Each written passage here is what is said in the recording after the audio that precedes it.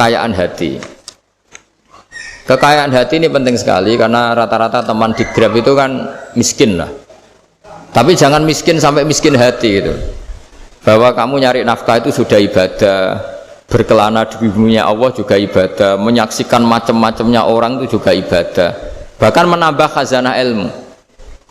Di antara warisan ilmu yang kita dapatkan dari Rasulullah SAW, misalnya kamu jalan-jalan, punya kaki dua, punya tangan dua. Gara-gara jalan-jalan sering ngerti orang yang buntung. Alhamdulillah meskipun saya hanya Grab masih punya kaki utuh, terus ketemu orang buta ya gitu. Alhamdulillah ladzi afani mimma btalaka bih. Alhamdulillah saya terselamatkan dari seperti itu. Sehingga melihat orang maksiat juga gitu. Saya meskipun gini terselamatkan dari tempat maksiat dari. Sehingga hidup itu tidak nelongso gitu. Ada nilai lebih yang kita punyai. Jadi di antara kebaikan Islam adalah orang disuruh ingat sisi nikmat. Nah, kalau nikmat itu sudah ada semua, kata Imam Ghazali, nikmat hidup. Kata Imam Ghazali, jika nggak ada kenikmatan yang Anda punyai, kamu datang ke kuburan. Disuruh datang ke kuburan. Dan kamu bilang begini, kenikmatan kembali ke dunia adalah kenikmatan yang diinginkan mulai yang mati zaman Nabi Adam sampai kiamat. Jadi kalau Fir'aun yang pernah jadi raja, Namrud, semuanya, bahkan orang-orang soleh sekalipun, kalau kamu tanya keinginan terbaiknya apa? Ingin kembali hidup untuk membenahi kesalahannya zaman hidup. Artinya apa? Kehidupan yang kita miliki sekarang adalah kenikmatan yang dirindukan mulai yang mati zaman Nabi Adam sampai kiamat. Maknanya apa? Kita punya kenikmatan yang luar biasa karena kenikmatan yang dirindukan oleh orang yang sudah mati mulai dulu sampai sekarang. Apapun masalah hidup Anda ini punya kenikmatan yang enggak tertandingi, yaitu namanya hidup. Barokahnya hidup itu kita bisa tobat. Setidaknya ingin tobat. Kalau nggak bisa tobat, ingin tobat. Makanya di Indonesia itu banyak nyuwun sewu, banyak maling yang anaknya itu soleh. Karena kalau ngandani anaknya tetap gini, wes le bapak tok sing lakoni kowe ojo. Bapak tok yang alami ini kamu jangan. Banyak di Indonesia orang nggak bisa baca Quran, anaknya hafid. Karena setiap bodoh itu tidak diwariskan. Wes le bapak tok sing bodoh kowe ojo bodoh.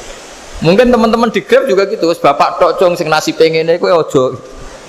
Jadi kebaikan begini itu akan terus-menerus diwariskan. Sehingga banyak orang tidak tamat SD anaknya dosen, nggak tamat SMP anaknya dekan. Karena setiap dari kita itu cita-cita kebaikannya menurun ke anak cucunya, keburukannya berhenti di dia. Cara wong Jawa itu bapak tok sing nglakoni.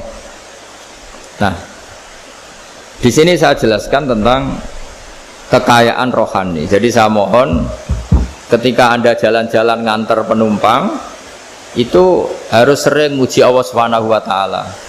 Ya, saya bacakan ayatnya, at-taibunal abidunal hamidun. Orang baik itu yang tobat, yang ahli ibadah. Di antara definisinya itu as-saihun, yang sering jalan-jalan. Siyaka itu jalan-jalan. Jadi orang paling bejo sak donya itu sampai harus jalan-jalan ibadah dapat uang. Tapi syaratnya ibadah. Sekali tidak ibadah dapatnya masalah kan? Sering goncekkan orang cantik terus ingat istrinya tidak cantik. Sering goncekkan orang yang sopan, yang santun terus ingat andekan ini istri saya di rumah rewel gitu. Jadi kalau kamu tidak taat itu adanya penyesalan. Di lampu merah ada orang naik Ferrari, naik Alphard, sementara kamu di rumah hanya mobil butut, kadang malah tidak punya mobil. Jadi kekayaan rohani itu dimulai dari mana? Dimulai dari taat. Cara berpikir itu taat, bukan maksiat. Sekali Anda cara berpikir maksiat, maka adanya hanya penyesalan. Semakin pengalaman di luar, semakin penyesalan. Karena di luar sana banyak orang yang dapat nikmat yang lebih dari Anda. Tapi sekali Anda taat, kamu akan mensyukuri apa yang Anda miliki dan tidak pernah ingin sama yang dimiliki orang lain. Sehingga orang-orang yang sering pergi itu sama Allah dipuji. Jadi tidak ada nabi kecuali di antara ibadahnya itu jalan-jalan. Fasiru fil ardi. Sehingga semua nabi itu mesti pernah melakukan perjalanan internasional. Rasulullah Muhammad SAW pernah jalan-jalan sampai ke Syam, padahal beliau orang Mekah. Nabi Ibrahim yang orang Syam pernah perjalanan sampai ke Mekah. Karena diantara kearifan itu ya dimulai dari apa? Jalan-jalan tadi. Kamu ngerti orang yang macam-macam. Makanya diantara kebaikan umatku kata Nabi itu siyahah fil ard, sering berkelana.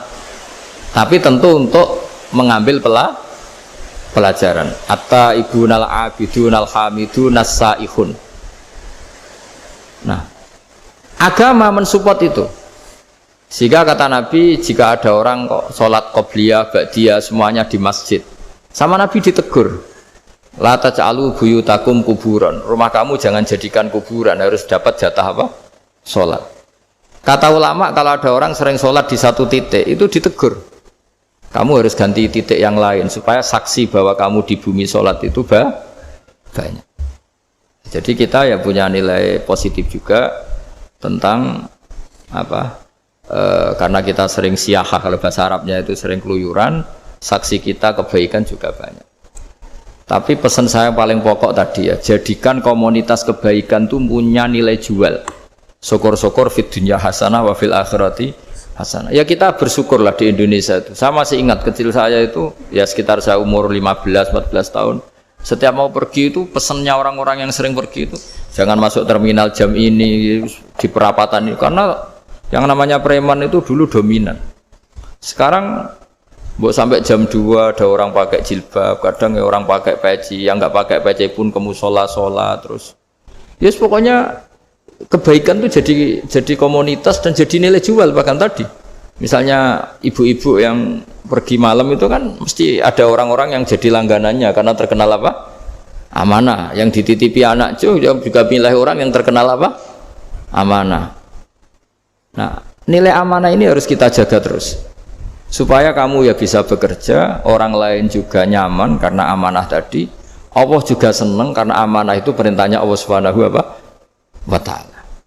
Dan Indonesia harus menuju ke sana. Pemimpin juga harus gitu. Pemimpin bawaannya amanah, bawaannya apa, yang memilih dia juga senang karena nggak malu lah. Tapi kalau kita milih ternyata yang kita pilih tahu-tahu ditangkap KPK kan ya malu gitu. Dulu kita kampanye mati-matian, ternyata dia ditangkap KPK. Tapi kalau dia amanah kan ya senang. Sama kalau tukang Grab ketangkap satu karena penodaan atau karena pengkhianatan, yang malu juga semua. Karena kadang-kadang nanti digeneralisir seakan-akan semuanya seperti itu. Tapi dengan reputasi panjang, nggak pernah terjadi apa-apa dalam Grab kan otomatis lainnya juga terangkat. Nah, ini yang dimaksud wa'tamiru bainakum bima'ruf. Jadikan kebaikan itu urusan bersama. Makanya andekan negara itu sudah mengoptimalkan polisi, TNI untuk meringkus preman, oke itu baik. Tapi ya lebih awet lagi kalau itu ditopang apa? Masyarakat. Karena yang nggak amanah terkucilkan, terus akhirnya Grabnya nggak laku, akhirnya dia dipecat, akhirnya kan yang maksiat hilang, yang kriminal hilang, yang ada hanya Grab yang baik. Begitu juga di dunia apapun. Itu yang dimaksud wa'tamiru bainakum bima'ruf. Jadikan kebaikan ini urusan apa? Bersama. Nah, karena kita baik, otomatis jadi teladan yang baik bagi anak kita, istri kita, tetangga kita. Dan karena kita baik, maka terhormat. Sehingga orang melihat Grab itu simpatik, respect, karena reputasinya baik. Nah, karena orang respect tidak dicibir.